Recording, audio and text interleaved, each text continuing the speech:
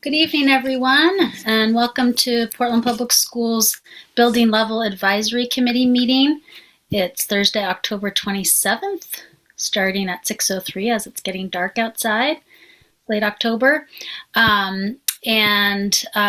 Just looks like some more people are hopping on, but we're just going to get started and should probably just look at attendance for a minute here. But doesn't look like we have ton of folks here yet, so I don't know, maybe I'll just wait to do that and see if people trickle in a little bit. Whoops, I have the wrong agenda pulled up. Here we go. So I don't know if folks got a chance to look at our agenda a little bit for this evening. We're going to have a little bit of overview of our different building, the update of the construction projects, and an update about our owner's representative, phasing, and some next steps. So I think we'll just go to our minutes so we can approve our minutes from the last meeting, which was September 29th. So if anybody has any concerns or additions or things that they noted needed to be changed from the minutes, this would be a good time to share that if anybody had anything to note about those minutes. Okay, and if not, if a member would mind just making a motion for us to approve the minutes, that would be great. I move to approve the minutes. Awesome. And a second from anyone? Which could just be this second. Anybody? Liz? Thanks, Liz. Seconded. Okay. So all in favor of approving our minutes from the September 29th meeting, you could just give a show of hands. Great. Thank you. We got, oh, Nicole's here. Great. Charlie. Okay. Thanks, everybody. That looks like we had, and I don't know, Javier, about the quorum of our group, to be honest, our numbers, but it looks like we had 1, 2, 3. I think we may be short of a quorum, but I think it is what it is. Yeah, I think we had like 4 or 5 folks, but okay. I guess if anybody else hops on and wants to vote, then we can make sure that we get that done. But okay, great. Thanks, everybody. So I will pass it along to, I don't know if Mark, you're going to take over, but pass it along to get us started. Just for 1 second, I just wanted to, refresh everyone's memory on a couple of things. One is the fact that we're trying to make these meetings much more in-depth. So what we're going to be doing today is we're going to be walking through each of the projects with, what's happened to date, but also looking ahead at what you can expect coming up. And this is really an opportunity for committee members to ask questions and help to think through, are there things that we're missing as we think about particularly around the phasing of the projects. So, that was an outgrowth of the summer work. And so I think that, we're trying to make these meetings much more in-depth and detailed. So, and I want to thank, the Harriman team and, Steve for their diligence and, in pulling these much more detailed presentations together. And then the other thing that I wanted to do is introduce Dave Lewis, who is on the call. Dave is operating as our owner's rep / project manager. So you'll recall that as a result of the work that happened at the in August, September, that we decided to part ways with CHA, and we've since contracted with Dave to help us to move this work forward. And Dave, for those of you who've been involved in at the DABC level, may recall that Dave was our project manager on Lyseth project. So he knows us, he knows the work that we're trying to do, and is in a great position to continue to help us to move things forward. So we're really happy to have Dave here. And that's an agenda item that was a little bit later, but I thought it would be good to get it out of the way so that people know who's this guy who's on the call today. So Dave, who's the new guy? Yeah, who's the new guy? Yeah, who's the new guy? And yeah, happy to be here. And just a quick follow up. I also worked in a similar role on the Amanda Rowe School. I was working for Portland Public Schools through the Department of Education on that. So I'm familiar with schools in Portland, and schools in general have been a career-long focus as an architect. So I'm going to be quiet now. Thank you, Dave. Yep. Okay. And with that, I think I am going to turn it over to Mark, I imagine, to lead us through today's construction update and phasing work. So. Very good. Thank you, Superintendent Botana. And Dave, you don't need to be entirely quiet. So if there are things that come up that you have input on, please jump right ahead. And I'll try to make sure that I pause and look, and Aura will kind of be the facilitator or moderator if she sees hands going up, either physical hands in squares or Hollywood squares, or on your Zoom hand. So with that, I'll share my screen here. And we'll go through tonight's presentation. So again, a very brief agenda, mostly around the construction progress. And we were taking a deeper dive in particular on the schedule of the different activities. And I think we started with that last month, as many of you will recall. And so this just provides some of the similar information, but some of the aspects of the phases may be updated a little bit. And then we all just had our update on Dave Lewis, and excited to have him help us bring these projects through to the finish line. And so Dave's been kind of now immersed in the project scopes for a little while, and I think he's got a better handle now than he certainly did probably at our last meeting. So we'll continue to understand the nuances of each project a little bit further as we go along.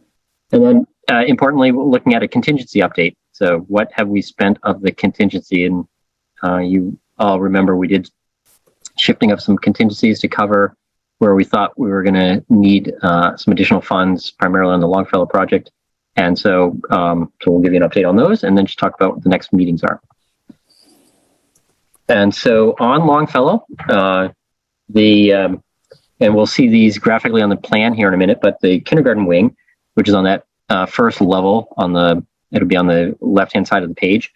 They're framing the new walls, plumbing and electrical rough-ins going in, and there's some reinforcing we have to do on the roof, and so the steel joists are being installed for that, and it has to do with some what we call drift conditions, or where snow can pile up against the side of a building. So those have to be reinforced, the framing, and then we have what we're calling phase two is really the new work, so the new addition to the two-story addition, the elevator, and that right now has some additional site work that's been going on. We'll see some photos of that.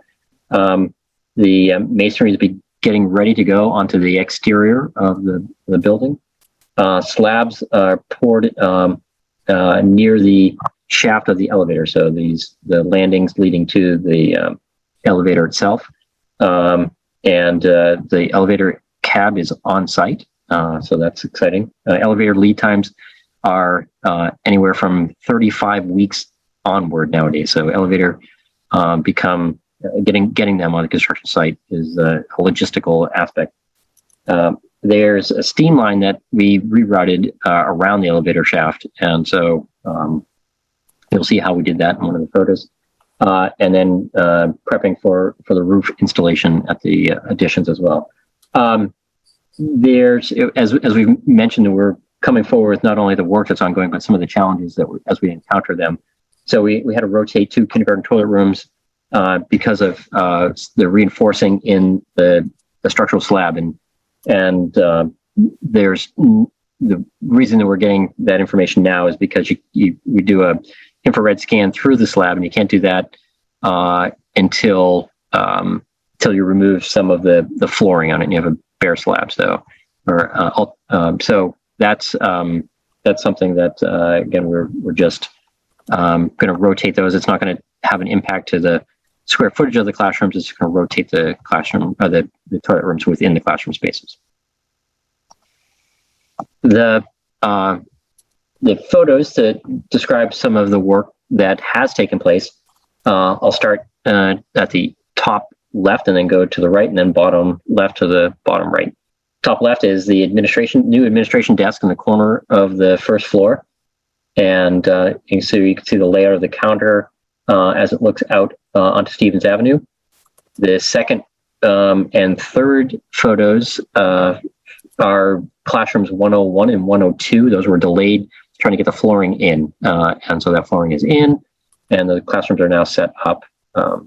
The fourth photo at the top on the upper right is another view of the reception area, but this is the side that faces out through the security window that looks into the security vestibule. And so with that, you can see the countertop, and then there's a transaction speaker, and so that's you'll see it also in the next photo, which is the lower left photo. You can see where the the administrator that sits in that location sees everyone coming in.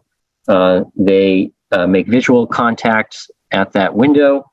It is a ballistic rated wall and window. And then assuming they need to enter the building, then they will be buzzed into the building. The next photo, this is the second one from the left on the bottom, is a teacher's room, and it says it's awaiting electrical in the Ansel system. And that's what is there is the ventilation hood for the range. So the range goes in a slot that is open against the wall in the middle. And above it is this hood with a fire suppression system. So the Ansel is a fire suppression system. And so it's waiting for those things to be hooked up, last items in the teacher's room. The next photo is an intercom phone, so that there's a video and a voice with it, so that you can see who's coming at the door. So and then there's also the panic buttons are being installed at the admin area as well. So that's those are initiated when there's an incident and we need to go into stay in place or sometimes referred to as lockdown, but those panic buttons are put for security purposes. And then the last one in the lower right-hand corner is what I talked about earlier, the steam pipes that carry the heat through the building. They are shown that lower brownish colored formwork is the concrete formwork for encasing the steam lines. So that's where that is. But what you see above it is actually the elevator shaft in the corner of the building. So that's finally having accessibility at all 3 levels of the building, which would be wonderful. And I'll pause for a minute.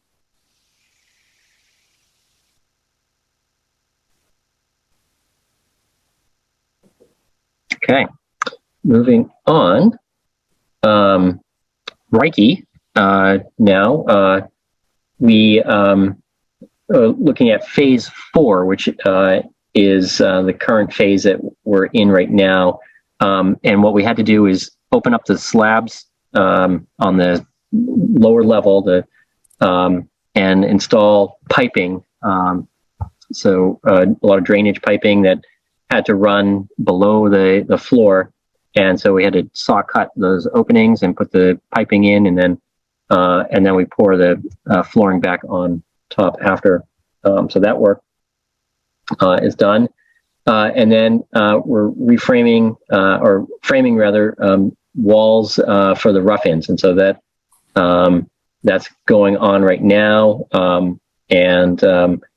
We had to work around the city. They had a few delays in getting our inspection for the rough-ins, but that I believe now has happened. So, then now that will allow the drywall, the wallboard, the finished wallboard to be completed. In terms of some challenges, like we're seeing everywhere, it seems like in this sort of very tight labor market, subcontractors at times aren't showing up when expected by the contractors. That's a challenge they have in terms of managing their work. So the second floor, or the second flooring contractor rather, didn't show up when they were expected. And so there's some areas, and I think we'll see those in some of the images, flooring in the entrance area was delayed in getting done. The also challenge was the painting contractor.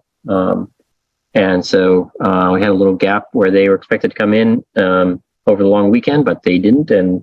But they have since been back since this has happened. So, and then flooring and painting in room 133 has been done, but as I said at the very first point, there's some flooring at the entrance lobby that was delayed as part of that. And so the entrance, the top left photo is the new entrance. That's where everyone will come in, and that's the doors that you can see at the top of the photo are the two pair of doors that go into the security vestibule. And then there's a door to the right in a wood wall, and that door is into the administration area. And then we have the new flooring installed, and we have some benches on the left-hand side that are just tucked almost out of view. Room 133, you can see that we're installing the lighting in that. So the ceiling grid is up, and you can see the piping and ductwork up above the ceilings, and you can see the waffle slab, which we'll have only minor traces of it when we're all done, which is good. So we'll have a nice acoustic ceiling. We also have additional whiteboards being installed. You can see that on the third photo.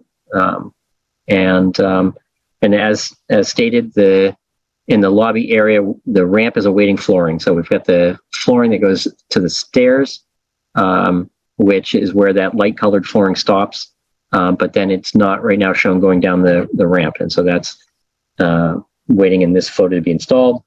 The lower left photo shows one of the large display panels in the wall, and that happens to be in the conference room right next to a whiteboard. The ramp that we were looking at the top of the ramp on the upper right photo, this is at the corner of the ramp. So it comes from the main entrance and winds itself down, turns the corner, and then turns and goes into the open common library space. And you can see the green carpet at the bottom of the ramp in the photo. And then importantly, in all these spaces, we've got new shades going in. So the shades are being installed in the conference room in this photo. So the conference room, I believe now, is actually being used. So that's nice to have that up and functional for the school. I'll pause for a minute here. Mark, you did not mention the roof in the challenges. Do you want to talk about that? Yeah, and I'm trying to think if it shows up elsewhere in the in this update, but I will, Javier, talk about it right now. So above the brickworks is the old passageway that went on the ramp coming up from Brackett across the roof of the building and then back down. And long ago, that's been discontinued and the ramps have been removed. There's been a series of roofing products installed over time on that roof, and there's also been a history of leaks on that, or associated with that, and there's a large section of windows or a window wall system that comes down and sits on the roof. And part of the challenge we've had is that leaking is actually impacting some of the spaces that we need to fit up on the inside of the building. And so we need to resolve what's going on with the leaks. and come up with a solution, a long-term solution to solve that. And we've already done some uncovering of what is there on the roof to understand potentially what we need to do to solve that. We're still working with the roofing subcontractor to clarify a little bit more information about it. But that is an aspect or a part of the scope that hasn't been included in the contractor's scope of work. That was not part of what we had put out for the contractor to bid on, is the solving the roof leak. And so the cost for that roof leak is something that we're going to address as part of the contingency. So that will be a hit, and we don't know what that amount is. We suspect that it could be around the $100,000 amount, but that's just an order of magnitude. So it's not a $5,000 thing; it's a more substantial amount. So that's something, again, we're monitoring, and when we have a solution and the contractor's priced it, we'll share with all of you what that amount is. Great, Mark. Looks like Jeremy has a question or comment. Thanks, guys. So we're just on the roof. Actually, I'm just going to go backwards in time. So the roof, last time I remember it was, we knew there was a problem, didn't know exactly what it was, needed to assess it, determine the cost, determine whether we could cover it in the budget, right? So in the contingency. So that's essentially still the case, but that order of magnitude figure you just gave, is that based on the inspection that's been done so far, Mark? It's based on looking at what, if we had to pare this thing back to the roof itself, to the roof structure, the waffle slab or the concrete deck, and then had to build up a system on top of it, what would the replacement of that approximate cost will be. So that's in fact like a maximum cost? Nowadays, I'm going to caution any word I put out for a maximum construction cost. Construction costs right now are so volatile that it's difficult. So that's an order of magnitude. I gotcha. Okay, understood. I can deal with that level of certainty. So, and then the other question I had then was, the little bit of the issues that you mentioned about spaces with subcontractors not showing up to get the work done, as promised. Is that causing knock-on delays, or is that just something that's, well, it happened, but it's okay, but it'll be made up and it won't really cause any sort of overall delay? Yeah, at this time, it's a good question, Jeremy. At this time, it's not being factored into a big impact on the schedule at all. Okay, great. And then is there any kind of contractual consequence for those people, or I'm just curious? It's tough because, again, you can throw someone off, but then you got to go and try to find someone to replace them. And as you saw in one of them, we're already on our second flooring contractor. And so it's the challenge of the construction world right now. So I would think that throwing people off the contract would be a bad idea, because that would delay everything. But I just mean, is there some sort of mechanism to cut their pay? I don't know, something like that. The penalty. That usually disincentivize them in the opposite direction. But we will say this, that the general contractor has a responsibility, right? And the contract that the Portland Public Schools and the City of Portland have is directly with the general contractor. It's their responsibility to get the work done. They've got to manage subcontractors to get that work done. If the general contractor doesn't perform and get their work done, then that's a whole different kind of game of carrots and sticks and how we get them to do their work. The good news is, I guess, right now, for the most part, we are moving along reasonably well with the progress of the work. And so with Hardy Pond, and so that's been a fairly decent. We're at a good pace right now with them, and we're working with them on just finalizing kind of some finer points on the schedule. And you'll see in a minute, as we talk about phasing, that we're trying to see if we can get them to finish up this current phase a little sooner than was anticipated. And so So in the end, it would probably just come out in the wash. It won't be anything. It won't really cause any harm. So there's no real reason to be too persnickety about what. Yeah. Okay. Got it. Can I add here too, Mark and Jeremy? Sure. We're sharing contractors between our schools. there's a good chance if they're not painting at Reiki, they're painting at Longfellow. And they're working with these contractors. That's how closely the subs are related to our GCs. I don't know if it's specific to this last go around with the painters and the flooring, but we share a lot of subs throughout the 3 schools. So it's not like they're just, blowing us off. And to be clear, I'm not arguing for, harsh dealing with them or anything like that. I just want to understand the contours of the whole thing. So that's helpful. Thank you. Yeah, no, good question, Jeremy. Okay. Moving on to Presumpscot. Try and get this to work here. Right now, phases 1B and 1C. The phase 1 is the new work, and then phase 2 is the renovation work. And so remember that phase 2 is a lot of the work that occurred over the summer. So phase 1 is completing the brick on the additions at the front and the rear of the building, and that's just nearly all done now. Probably is done with the exception of maybe a few minor things. Installing windows in the rear addition, completing interior finishes in the front addition, and we'll see some of this in some of the photos as well. Fine grading, which is the around the rear addition, and that was done in preparation for paving. And some paving's already occurred, so that's great to see that level of completion.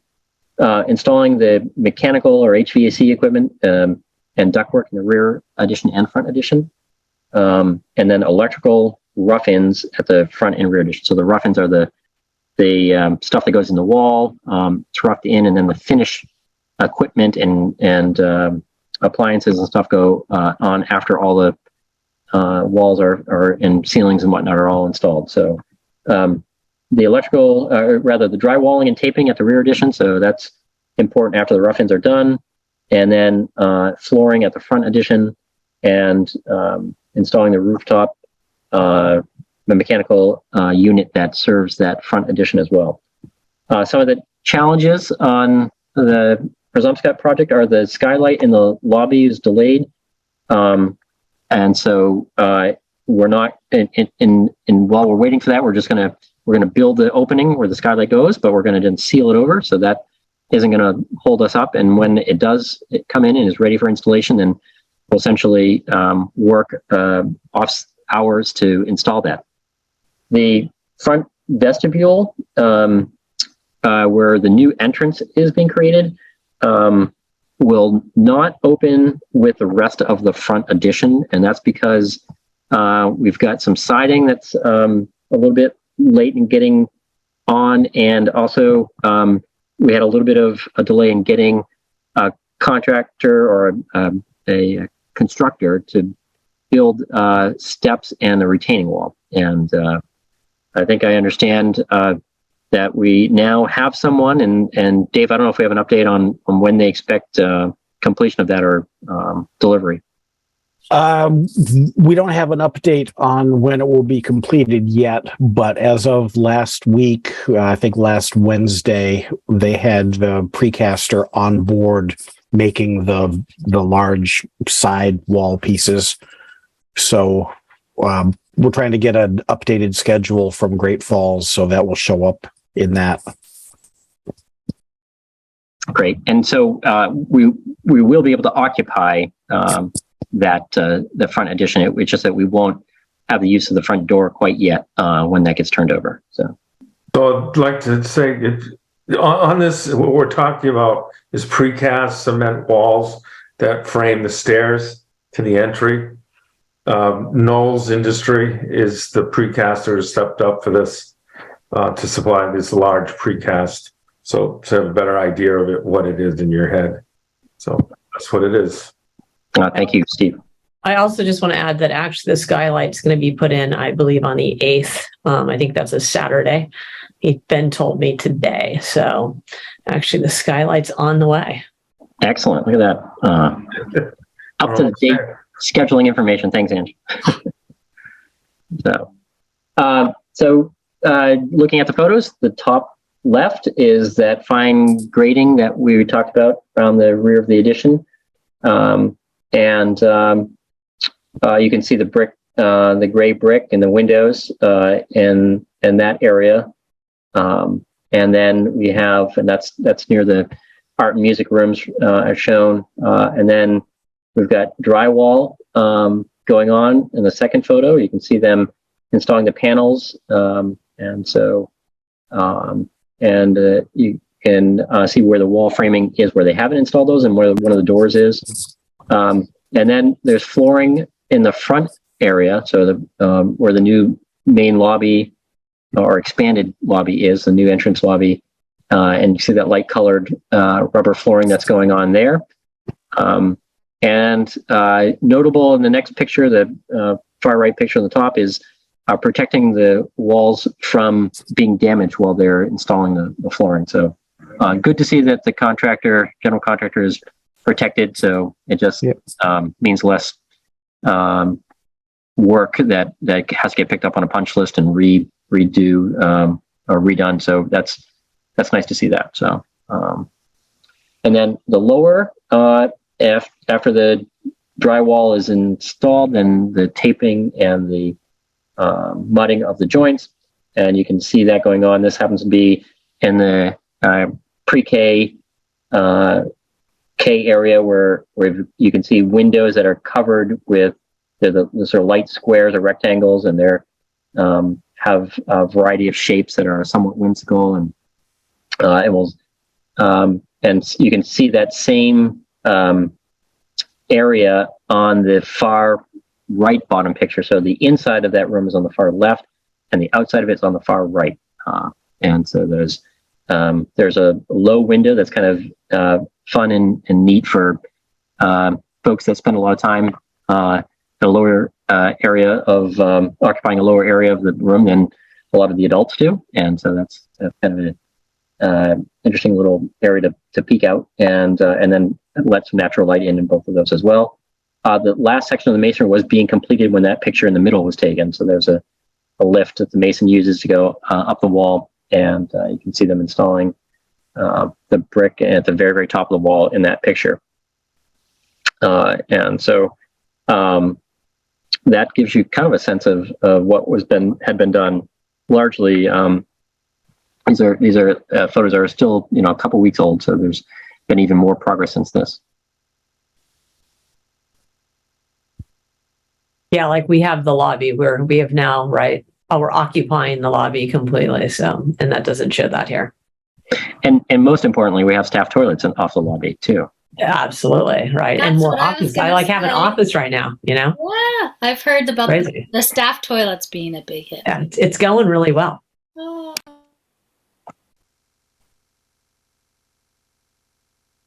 Great. The next piece is phasing updates. And so now that we've had the context of what that work is, and this gives it a little bit more understanding as we look at the floor plans. So at Longfellow, the lower level, phase 2D, is that addition that is the two-story addition is scheduled to go till the end of the project, and that was October 2023.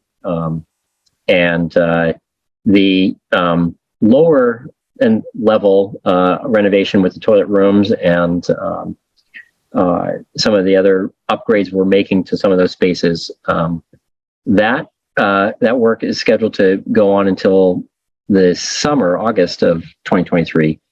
And then even sooner than that is the elevator, and that is phase 2C to be originally completed April 2023.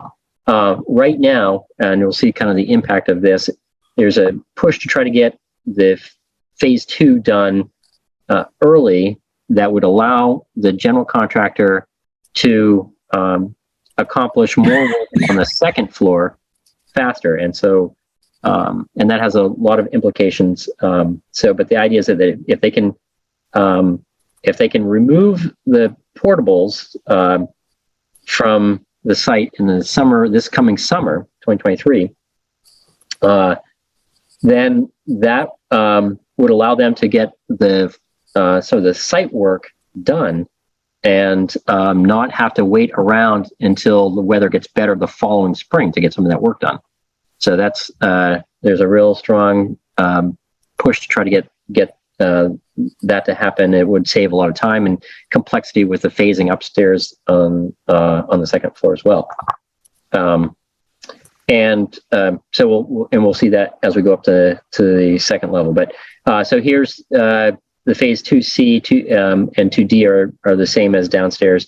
Phase 4B, that's the one that we identified that we're doing work in right now, the kindergarten wing. And so that's scheduled to be completed coming right up here in December. And the orange areas are the ones that we've already completed.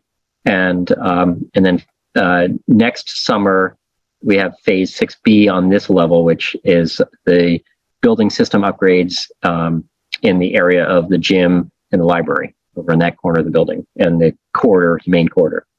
And so right now, the current schedule is substantial completion by December 23rd. Classes start again on January 3rd. And so the challenge there is that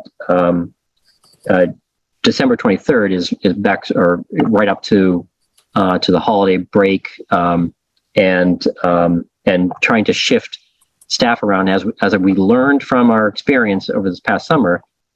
Substantial completion doesn't mean learning ready those spaces, and so we're working really hard with the contractor to understand how we can accommodate an earlier completion date for their work so that we can make that transition before everyone goes on break, and we don't have the ability to make that change as seamless as we wanted to. So that's kind of the conversation that's ongoing right now with the contractor to see if we can get that schedule to work out any better. The remaining, update from the remaining items on this is on 4A. So this is a little bit of an update on things that work over the summer that have now been completed. So the two rooms that we saw in the photos, 101 and 102, those are in the front on the Stevens Ave side. And in this one, I think probably you can see my cursor right there. So those completed now. We talked about the teacher's room. There's a few items waiting to be completed in that one. And then we had a few modifications over at the admin area that have been completed now too. So that was work that sort of trailed past the completion of most of the work in the summer that now has been cleaned up. The second floor, this is where the two phases, phase 5 and phase 6, if they can occur at the same time, then that saves us having to partition one side of the building from the other to create the safe construction zone. And so then the contractor has the full use of the upper level, which will speed up their process a lot more. It'll save us some effort and money in having to separate the two halves. And so that's really where we're trying to look at, can we get the phase 2 done faster so that we can really get the contractor has full use of that space. So, and that would move the entire schedule of the project up. And so, which would be wonderful to have that completed sooner and turn over the whole building a lot sooner. So that's, we're still waiting, I think, for the final aspects of that schedule, but and seeing how much they can get done. And what are the drivers of their ability to get that done? I think it has everything to do with subcontractor availability to get that work done up here. And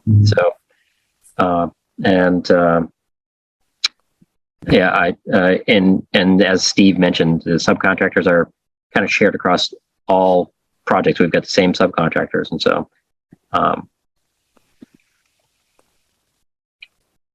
looking at how that work gets spread across all three projects. Can I just ask you a question about that, Mark? So would there be cases where you could see that you would ask to move them from one project to the other, depending on something that's like a timely, or is that just getting too complex if they're? Well, the only challenge with that is that they're different general contractors, and so that if one advantages general contractor over another, I'm not sure we're going to get that level of understanding of cooperation because they need to protect their own interests. So They have their own plan. Yep. For each contractor for the project, so they really have to direct that too, right? exactly. Okay, thanks. When you said that, I was like, oh, maybe they moved over this a little too. If it were a single contractor, that might be a lot easier to accomplish, but no, we have different contractors. Yep. Don't say that to Mr. Stilson because that was his dream. So That's right. Yeah, but in a sense, though, in our meetings weekly with each of the contractors, the pressures that we're trying to resolve and solve issues too, with Nicole and Angie and know this, and our Reiki team, Charlie and Lorraine, we can subtly apply pressures to say, does this shift of tile and bathrooms, the pressure is more focal here to the next step in Presumpscot. We got 3 days, we can still be doing something differently in Reiki. So in a general sense, yeah, we're sending messages as we apply pressure to the phasing and the complexity and the priority of the phasing. So one project sometimes turns into the three when we're talking about subs. Good point, Steve. There's some of them, the phase may have a little more flexibility to shift resources to a different project. So. And if I might jump in, can I just say from our end, I'd love to just see more of a, in the coming weeks, a commitment to the time frame, because unfortunately, it feels like the due date is December. I've heard the due date being December 17th or so, and that even with that looming date, people just feel a lot of anxiety about, oh, am I going to have to be here over the holidays to move? And so kind of making a decision one way or another will settle people a little bit more. So I understand that there's a lot of sharing and ambiguity and everything, but again, just saying kind of from the 6 teachers that will have to be moving, there's a high level of anxiety about it every week, about what's happening, what's the plan. And I just keep saying, they're working on it and there's a lot of moving pieces, but that's kind of where we are. Yeah, Nicole, and it's you can see Blaine turn white when I pressed him on the schedule, and he's to get us that schedule here ASAP. Then he gets a little color in his cheeks, and he goes in and revises the discussion to get you more comfortable. And then the next thing I know, I have to turn him white again. So we're almost to that process where the real realities of these are compressing to a solution. So that's what we deal with right now. Yeah, no, I know everyone's, I appreciate it. And I know everyone knows this, and I'm just, in some ways it might even be better just say, okay, this is not going to happen right now, but what's the new plan for Jane? I don't know. I'm just sharing that from 6 teachers' perspectives. Yeah, we're pushing all of the contractors to fine tune their schedule and to give us dates, believable, real, honest dates, and have a backup plan in case inspectors are sick or something happens, because you always have to have a backup plan, and the schedules are tight on all of them. So we're all pushing. So could I just ask Stephen, Dave, from what Nicole's bringing up, can you tell us when you might know whether that December or before break time versus saying January, just because I really want to honor those staff, that they. We've asked for it for next week, as much of it to 100%. Yeah, they're Ask for next week? They're close. Oh. Yeah, I think Blaine was updating his schedule this week and was going to have it published by the end of the week. It's Thursday now, so tomorrow. So we'll be able to early in the week start looking at it and see if it's see what it tells us and if it's believable. And I believe we have project meetings with all the contractors on Wednesday, so we can get into the detail on their schedules with them and start nailing down some dates. So soon. Like Eisenhower said, the plan's useless, but planning is everything. Yep. That's what we're finding out. Thank you. And then for me to understand that process, Yep. Steve and Dave. So when that happens, then principals are in the loop of that pretty quickly from when you get an answer to that. Yep. Is that Yep. true? Okay. Yep. Absolutely. Okay. Got to have a plan and a backup plan. Okay. Thank you. Thank you. Great. The Reiki, the phasing is a little bit, I guess, similar in some ways to where we started with the project. There hasn't been a lot of significant change to it, but the orange area on the plan is the completed areas, and with some exception, as we talked about, the ramp area. But right now, the phase 4, which is at the bottom of the screen, that's the intended originally as the grade 1s and grade 3 classrooms. That area is anticipated to be completed in December. So right now, substantial completion in the contract schedule was 12/16, with final completion January 6th. Again, not what we're trying to do is see again if we can move that up to December 9th, so that as we've just talked about, there's enough time.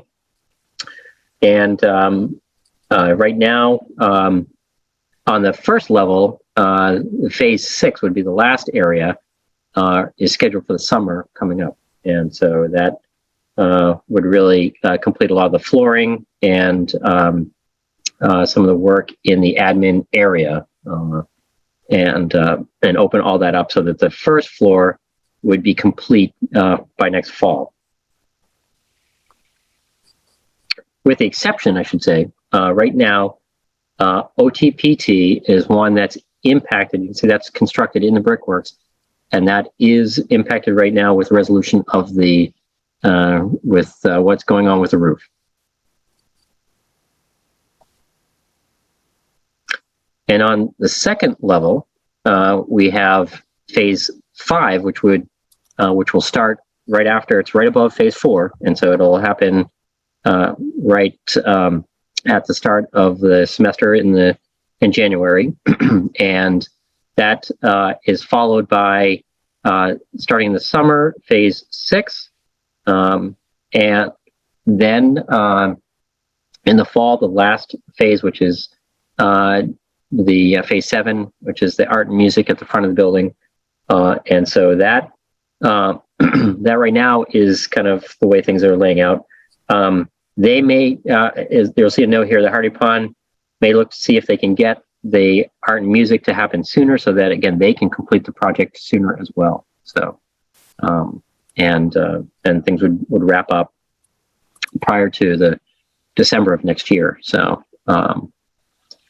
again, we're this is a little bit different from the other projects in that this is largely interior fit up, and I think the contractor's kind of got a good rhythm going on this, and so things are moving along pretty well, even with the delays that we've talked about in some of the subcontractors, the flooring and painting contractors.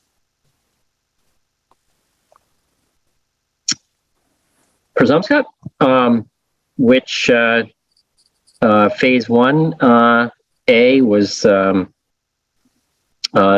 the summer. The phase 1B and 1C are the additions. So phase 1B is a lot of the interior work going on right now.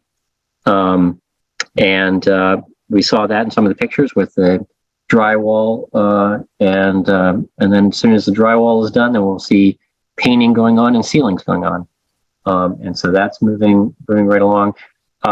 In the front, we've got, as Principal Taylor said, we've got some spaces that are already turned over, but we're getting awfully close to completing the addition in the front of the building as well.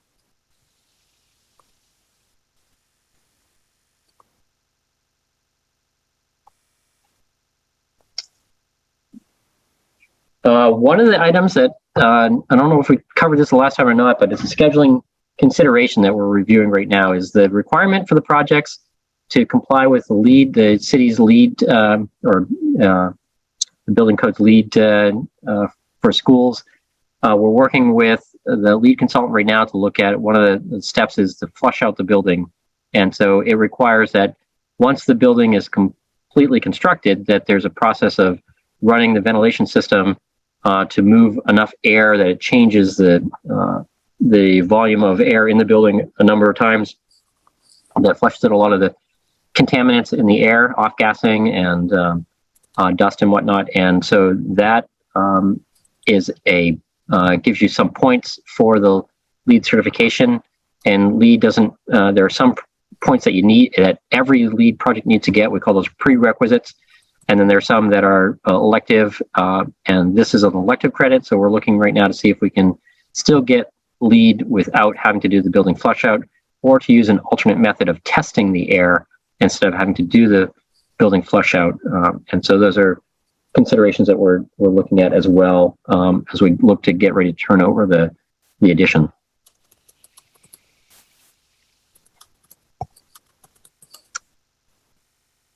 And there's Can I ask a question about that? Yeah, please. Because I know in the DABC you explained about the flushing, what that was. So are we not at a point of knowing yet what the alternatives might be? You're just saying that's kind of in process right now? Is that It's right? in process right now. Okay. Yep. Okay. So if we're at a point of, making that consideration, and at a time at our meetings that makes sense, we could get an update about that. Absolutely. Forward. Yep. Okay. So it could be that one of those options could be more timely, or is it just about the time of it, or is it cost of it? It's largely at this point, the consideration is time. Okay. And right now we have built into the contract, the flush out is a requirement of the contractor to do. And so there's no cost associated with that. If we go to the testing of the air, it's presumably would be comparable in cost to running the equipment to flush out the building and the filters that they have to replace. Okay. Thank you. On the site work, it's scheduled to be completed, right around the time of the additions. But and so right now, Great Falls has installed some of the plastic edging, and I don't know if Principal Taylor, if the basketball hoop has been installed yet or not. Well, I think no, because we can't figure out the height of the basketball hoop. So that's the delay. We're trying to figure out how high it has to be, and then it'll be installed. Excellent. Soon.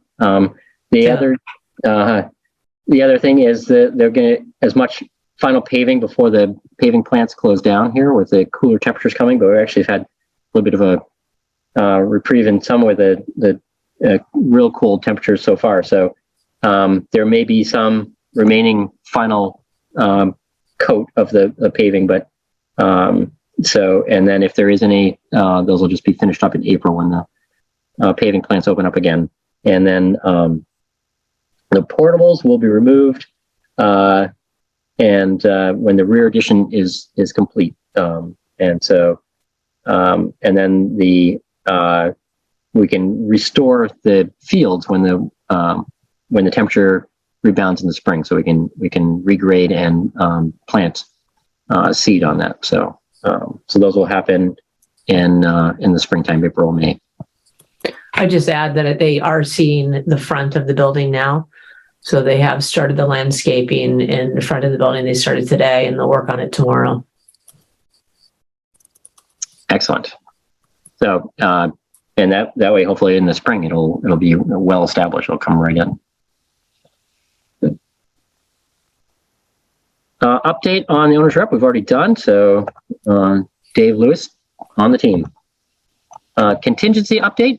These are as of the end of September. So we're almost through another full cycle. So when we meet again, we'll get you all the costs that have been approved and rolled into the contract as of the end of October. So, but right now on Longfellow, our revised contingency was $961,000, and at the end of September, the contract value had used 473 in the contingency amount, and leaving us with a balance of 487,000. For Reiki, our revised contingency amount was 405,000. At the end of September, we had used 112,000. Leaving us with 293,000. Again, and that 293. We know that we've still got a fair amount of time left on Reiki, but also that roofing number is going to have to come out of that as well. So keeping that in mind. And then for Presumpscot, we our revised contingency amount was 501,000, and we had spent at the end of September 206,000. Leaving us with 295,000. So that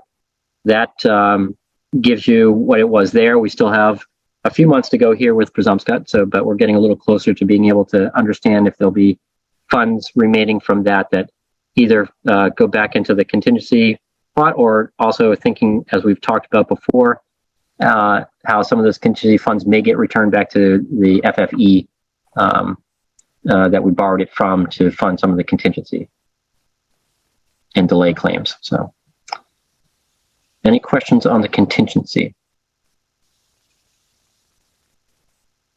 Okay. And then finally tonight, just the next steps. Oh, excuse me, Mark. Oh, absolutely. Yeah, Jeremy, I'm sorry. Yep. Yeah. That's okay, Mark. I'm sorry. I was so in terms of the roof, I know at Reiki, I know that it makes sense in a way to obviously try and solve the problem at the cheapest rate possible. But I'm assuming that there's a time frame on that, which is fairly reasonable, fairly short. I just wanted to, but who makes that decision? I'm kind of just curious. I want to understand where that comes from. The decision as to, because there's an argument for just saying, we have $295,000 in the contingency. We can price this if it comes out at 100, as you suggested it might be, or 80, or 70, or 50. Maybe it's worth, or even 120. Maybe it's worth just spending that, getting it done as part of this project, and not having to, because it prevents another part of this project from taking place if it's not done. So maybe there's an argument for that, and I just sort of wondered where that decision is going to. I think without a doubt that's what we intend to do. So I think that's why we've wanted to know what the estimated range, because I think with something that is in the $100,000 range, we aren't going to hesitate to do it. If it were $750,000, I think it would be a different question. Okay, that makes so it's and that's it, Superintendent Batana. That's in your ballpark. Is that where that's going to happen with the district? Yeah, I mean, not guided by Steve and Mark, in terms of is this going to solve the problem? But I think from the Reiki perspective, that they want the problem solved. This is a long-standing issue that needs to get solved, and so I think, given and I was worried when this first surfaced that we were talking something in the $750,000 range or more, and then that would be a significant issue for us. But at this range, I think that is something that we intend to move forward. And I think that, again, guided by the team, what are the implications in terms of timing? What does it do to the rest of the project? And all of those things are considerations. But we obviously want to get we need to get it done. Excellent. Thanks. Yeah. And that's my, go ahead. I'm sorry. Jeremy, and after we opened up a considerable size of holes, it was 18 by 8 in the corner along the wall. It confirmed everything that we were thinking as to how this leak was occurring. And we could see there's 8 inches of concrete, and it's been beveled, and there's a drain system over the years that have been put there. What's happening is that the product that was installed has created a swimming pool under the pressure of the cement. And it runs up the side of the wall to the seam, and then down that seam, and finds its way along the brick wall. So it confirmed to what all of us were thinking, that this is probably, hopefully, what's going on. So the scope looks to me at this point, we're going to open up a couple more holes, is to confirm that around the whole perimeter, and jackhammering 8 inches of concrete out of that and removing it. And just cutting out the one hole it makes a lot of noise. So it's, where do we fit it in? Can't do when kids are in school, so forth and so on.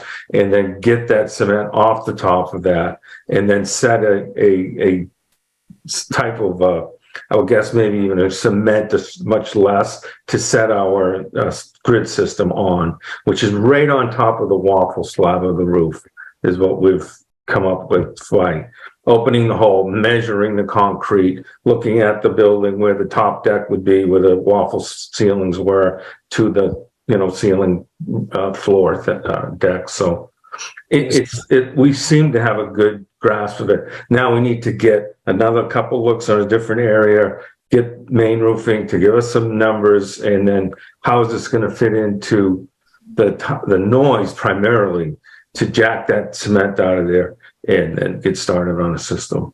Okay. And that all makes sense to me. And I think, like, if it's a situation where there's water pooling, and then the pressure of the concrete weight on top of the water is causing it to rise up, and capillary action carries it down the wall, that makes sense. I guess and my thought was just to advocate for, if there's any way to use this budget to get it fixed, we should do that, because there's no reason to kick that can down the road, right? So when we have the money here before us, we've already borrowed this money as a city, and as a group of people. And I think if we can get it done within this framework, better to have that done once and for all than not. So I just wanted to advocate for that a little bit, I think. But what I'm hearing sounds great. Like, that's what I wanted to hear, was if it's possible and within the budget range, we're going to get it done, and once and for all, with finality. So that's what I wanted to hear. So thank you. Lori? Yeah, then my question would be to Steve also. So you mentioned the water that drips down by the window, that whole window wall. It also drips in the brickwork area by the ramp and the elevator. So that will be corrected at the same time. Is that correct? It will be all where it leaks all around the ramp, where the ramp used to be? Yes, from the Brackett Street side flooding to the Clark Street side flooding. And why we want to cut another hole up on the more to the Clark Street side is that it doesn't align directly. It's about 5 or 6 feet that we're not sure of. So we need to find out how does it hold its conformity to construction to the Clark Street wall, which is the area you're talking about. And we'll find that out. But yes, we're going to stop all those leaks. Okay, thank you. Yeah. And just to the point of its importance in prioritizing it now, not only, again, would it potentially damage some work or hold up work that we're trying to do inside, but damage installed work. And then that's also water infiltration from a roof can lead to indoor air quality concerns and other degradation of the building. So pretty important to get it resolved.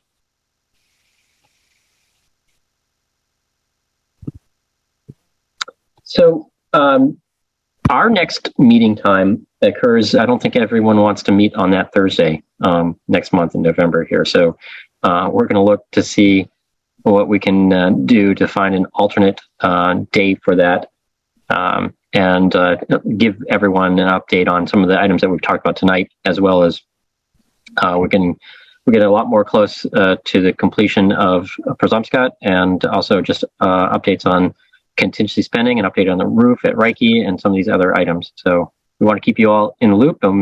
what's gone well, what has gone well, and provide opportunity to answer questions. So with that, I will stop the presentation and turn it back over to Aura.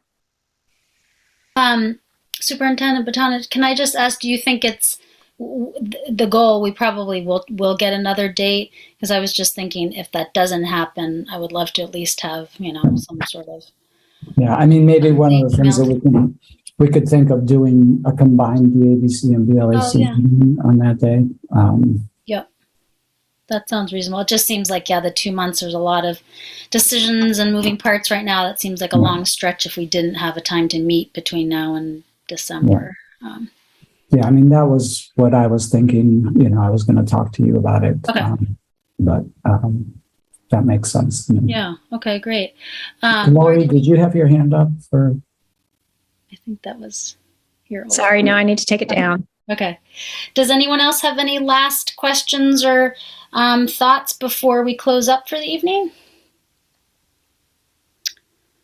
All right. I just want to thank everybody for spending your evening, this meeting, everyone's busy lives, and just want to thank our staff in particular for the resilience in all three of these buildings with all of the change and sometimes chaos and the unknown, and just really want you all to know how much we appreciate you. And I know our staff and students are going to benefit so greatly from these projects, but we still have a little ways to go, but every time there's more progress, and it's really hopeful to see things, just moving ahead every time we go by all three of these buildings. So thank you everybody for your engagement. And if someone would like to make a motion to end the meeting, that would be awesome.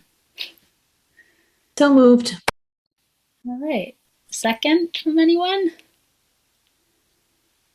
Everybody just wants to stay. Laura seconds. Meeting all night. Thank you, Laura. I didn't see with your light. Okay, so everyone in favor of concluding for the evening? Great. Thank you, everyone.